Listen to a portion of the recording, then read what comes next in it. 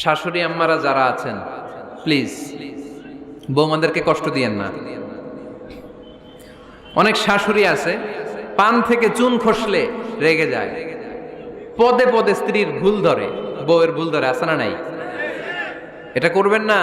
সে তো নতুন, আপনার অনেক এক্সপিরিয়েন্স হতে তার সময় লাগবে। তাকে সময় দিন, তাকে ভালোবাসুন, ঠিক কিনা?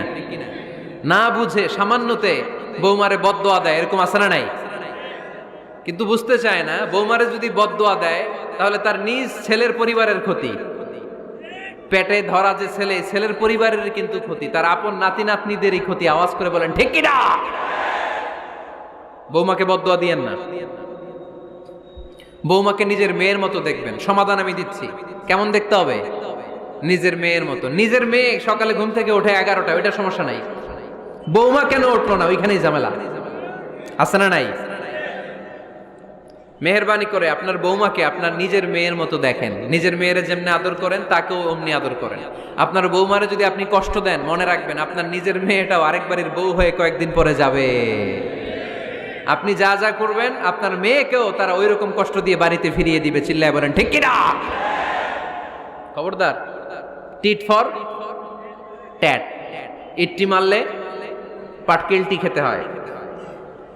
এজন্য শাশুড়ি আম্মা জানারা যারা আছেন, বৌমার সাথে খারাপ আচরণ করবেন না মেহেরবানি করে।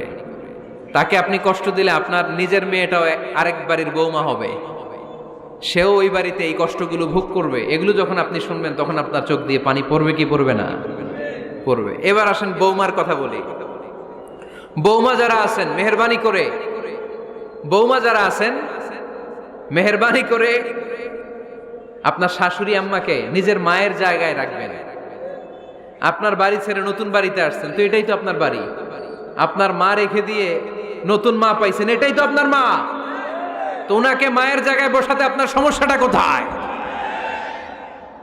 বৌমারা খেয়াল রাখবেন, আপনি আপনার শাশুড়ির সাথে যে আচরণটা করতেছেন, আপনার শেষ বয়সে আপনার ছেলের বিয়ে দেওয়ার পরে যে বৌমাটা আসবে ওই আচরণই আপনাকে ফিরিয়ে দিবে।